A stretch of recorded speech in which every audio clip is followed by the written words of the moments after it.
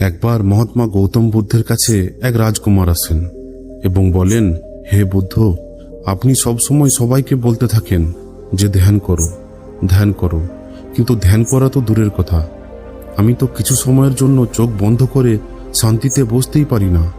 আমার মন এতটাই অশান্ত যে এটা সবসময় পরিবর্তন হতে থাকে। আমি যখনই ধ্যান করতে বসি তখন আমার ভেতরে নানা ধরনের বিচারের ঝড় উঠতে থাকে। অনেক খারাপ চিন্তাভাবনা আসতে শুরু করে, লোকেদের ব্যাপারে, নিজের সঙ্গে ঘটা নানান ঘটনার ব্যাপারে, নিজের ভবিষ্যতের ব্যাপারে, আর এমনই নানা ধরনের আজব আজব বিচার আমার মনে সবসময়ই উৎপন্ন হতে থাকে। আমি এটা থামানোর অনেক চেষ্টা করেছি, কিন্তু তাও থামাতে পারিনি। আর যখন এটা থামাতে ব্যর্থ হই তখন অস্থির হয়ে ধ্যান থেকে উঠে পড়ি।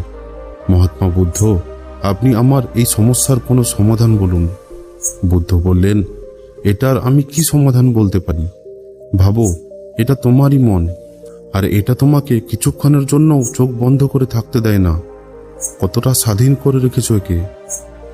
রাজকুমার বললেন, মহাত্মা, আমি অনেক ভেবেছি, কিন্তু আমি আমার এই সমস্যার কোনো সমাধান খুঁজে পাইনি। এই জন্যই আমি আপনার শরণে এসেছি। এখন আপনি কোনো রাস্তা দেখান। এরপর গৌতম বুদ্ধ কিছুক্ষণের জন্য খুব ধ্যান দিয়ে রাজকুমারকে দেখলেন আর তাকে বললেন, ঠিক আছে, তুমি এই 4টি অভ্যাস ছেড়ে দাও, তাহলে দেখবে সব কিছুতে তোমার মন লাগতে শুরু করবে, আর মনের মধ্যে এই খারাপ বিচার আসাও বন্ধ হয়ে যাবে। রাজকুমার খুবই ধ্যান দিয়ে মহাত্মা বুদ্ধের কথাগুলি শুনতে থাকেন। গৌতম বুদ্ধ বলেন, প্রথম অভ্যাস, অন্যের মনকে বোঝা ছেড়ে দাও। তুমি বা তোমার মতো বেশিরভাগ লোকেরা সবসময় অন্যের মনের কথা বোঝার চেষ্টা করতে থাকে, যে আচ্ছা, সামনের ওই ব্যক্তিটি আমার ব্যাপারে এরকম ভাবছে। আর এই একটি অভ্যাসই তোমাকে সব থেকে বেশি অশান্ত এবং পরিশান করে রাখছে। আর বেশিরভাগ ক্ষেত্রেই লোকেরা অন্যের মনের কথাকে নেগেটিভ ও খারাপ ভেবে থাকে।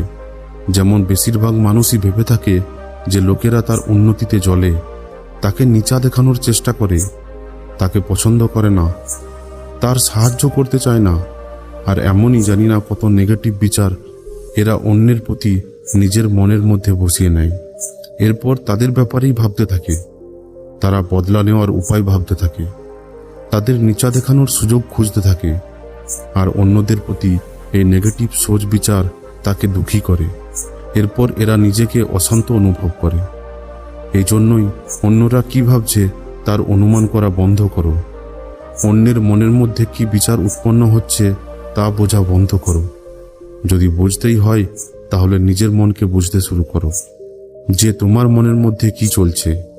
তোমার মন নেগেটিভ সোচ, অন্যের প্রতি অভিযোগ কিংবা অন্যের খারাপ করার জন্য শিকার হচ্ছে না তো? গৌতম বুদ্ধ বলেন, দ্বিতীয় অভ্যাস হলো এটা ভাবা যে যদি অসফল হয়ে পড়ি তাহলে লোকে হাসবে। হাসতে দাও লোকেদের। অসফলতার উপরে হাসা তো লোকেদের ধর্ম। কারণ যদি তুমি সফল হয়ে যেতে তাহলে এই লোকগুলোই তোমায় বাহবা দেয়, তোমার সম্মান করে, তোমার উপর গর্বিত অনুভব করে। যদি তুমি তোমার সফল হওয়ার পর লোকেদের সম্মান পাওয়ার আশা করো তাহলে নিজের অসফলতায় তাদের হাসিতে তোমায় দুঃখ পেলে চলবে না। আর সমস্যা এটাই যে আমরা সবাই অসফলতাকে খারাপ ভাবি, যেখানে অসফল হওয়া সফল হওয়ার থেকেও বেশি দরকার। কারণ অসফল না হয়ে পাওয়া সফলতা মানুষের মধ্যে অহংকার ও অন্যকে নিজের থেকে ছোট ভাবার বিচার উৎপন্ন করে। যেখানে সফলতা আমাদের বিনম্র থাকা, ধৈর্য রাখা ও নিয়মিত পরিশ্রম করা শেখায়। এই জন্যই অসফলতাকে খারাপ ভেবো না। আর যদি তোমার কাজে অসফল হওয়ার সম্ভাবনা না থাকে তাহলে এর অর্থ হলো তুমি তোমার লক্ষ্য নিজের যোগ্যতা বা ক্ষমতা থেকে ছোট বানিয়েছো। আর যদি লোকেরা তোমার উপর হাসি ঠাট্টা না করে, তোমাকে উল্টোপাল্টা কথা না শোনায়, তাহলে তুমি একটি জীবন্ত লাশ। তুমি তোমার মানসিক সীমানার বাইরে বেরিয়ে কোনো কিছু করার চেষ্টা করছো না। অসফল তারাই হয় যারা নতুন কিছু করার চেষ্টা করে। আর একটা কথা সবসময় মনে রাখবে, যদি তোমার মধ্যে অসফল হওয়ার সাহস না থাকে তাহলে কখনো কোনো বড় লক্ষ্য অর্জন করতে পারবে না যা তুমি চাও। এই জন্যই অসফল হওয়া আর লোকেদের ব্যঙ্গ বিদ্রুপ করাকে ভয় পাওয়া ছাড়ো। গৌতম বুদ্ধ বলেন, তৃতীয় অভ্যাস হলো সময় কাটানো বন্ধ করো। আমাদের মনে হয় যে আমরা সময় কাটাচ্ছি, কিন্তু আসলে সময় আমাদেরকেই কাটছে। লোকেদের দ্বারা সময়কে ফালতু কাজে ব্যর্থ করার শুধুমাত্র একটাই কারণ, যেটা হলো তাদের মনে হয় যে তার কাছে অনেক সময় আছে, কিন্তু এটা সত্য নয়। কারণ অন্যদেরও এটাই মনে হতো যে তাদের কাছে অনেক সময় আছে, কিন্তু তারা বুঝতেই পারে না যে সময় কখন পেরিয়ে গেছে, আর এক সময় ওপরওয়ালার ডাক এসে গেছে। আর যতক্ষণে তারা ভুল বুঝতে পারে ততক্ষণে সময় তার নাগালের বাইরে বেরিয়ে যায়। শুধুমাত্র আফসোস রয়ে যায় যে সারা জীবন শুধু ফালতু কাজে সময় বরবাদ করে দিলাম। আর সে এই দুনিয়া থেকে চলে যায় নিজেকে না জেনেই, জীবনের এই আসল সত্যিটা না জেনেই। এই জন্য যতক্ষণ এই জীবন ততক্ষণ একে সার্থক কাজে লাগাও। নিজেকে জানতে, অন্যকে সাহায্য করতে, অন্যকে সঠিক দিশা দেখাতে ও মানুষের কল্যাণের জন্য। আর দ্বিতীয়ত, সময় নষ্ট করে আজ পর্যন্ত কেউ খুশি হয়নি।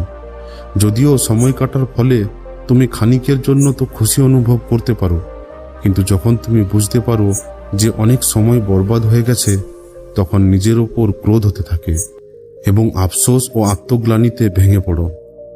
আর এই আত্মগ্লানি ও আফসোসের অনুভব তোমার মধ্যে চিন্তার উৎপন্ন করে, আর তুমি অশান্ত হয়ে পড়ো।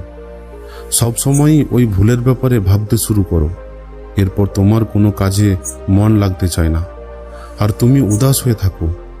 আর এই চক্র প্রতিনিয়ত চলতে থাকে, যার শুরুটা হয়েছিল সময়কে কাটার জন্য। এই জন্যই সময় কাটানো বন্ধ করো, আর সেটা করো যেটা তোমার করা দরকার। বুদ্ধ বললেন, চতুর্থ অভ্যাস, এটা ভাবা ছেড়ে দাও যে আমার থেকে বড় লোকেরাও করতে পারেনি, তাহলে আমি কিভাবে পারব। আসলে অন্যের সঙ্গে নিজের কোনো কিছুর তুলনা করাটাই ভুল। সবার পরিস্থিতি আলাদা আলাদা, সবার সোচ আলাদা আলাদা।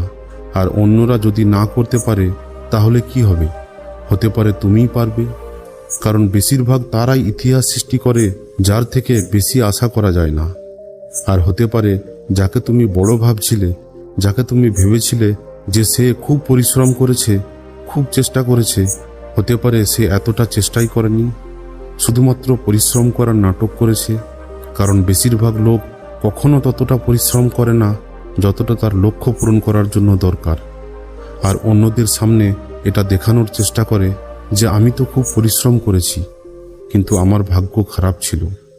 আর এই সমস্ত লোকেরাই অন্যদের কথায় কথায় বলতে থাকে, যখন এত পরিশ্রম করার পরও আমি সফল হতে পারিনি, তখন তুমি কিভাবে হবে? কিন্তু ভেতরে ভেতরে সে এটা জানে যে সে কখনোই এতটা চেষ্টা করেনি যতটা তার করার দরকার ছিল। সে শুধুমাত্র অন্যের সামনে নিজের সম্মান বাঁচানোর জন্য, আর এই ভয়ে যে অন্য কেউ এর থেকে আগে চলে না যায়, অন্যদের ভয় দেখাতে থাকে যে আমি যখন করতে পারিনি তুমি কিভাবে পারবে। এই জন্যই কোনো অসফল ব্যক্তিকে দেখে এটা ভাবা ছেড়ে দাও যে তুমিও অসফল হয়ে যাবে। তুমি শুধু তোমার সর্বশ্রেষ্ঠ চেষ্টা করতে থাকো, আর বাকি সমস্ত কিছু সময়ের উপর ছেড়ে দাও। মহাত্মা গৌতম বুদ্ধ বলেন যে যদি তুমি এই 4টি অভ্যাস ছেড়ে দাও তাহলে তোমার মন একদম শান্ত হয়ে যাবে। এরপর তোমার যেখানে ইচ্ছা সেখানেই তোমার মন লাগাতে পারবে। এটা বলেই বুদ্ধ চুপ হয়ে গেল এবং রাজকুমারও বুঝে গেলেন তাকে এখন কি করতে হবে। তিনি মনে মনে এই 4 অভ্যাসকে ছেড়ে ফেলার প্রতিজ্ঞা করেন, আর মহাত্মা বুদ্ধকে ধন্যবাদ জানিয়ে সেখান থেকে চলে যান। বন্ধুরা, ভিডিওটি কেমন লাগলো অবশ্যই কমেন্টে জানান। Thank you.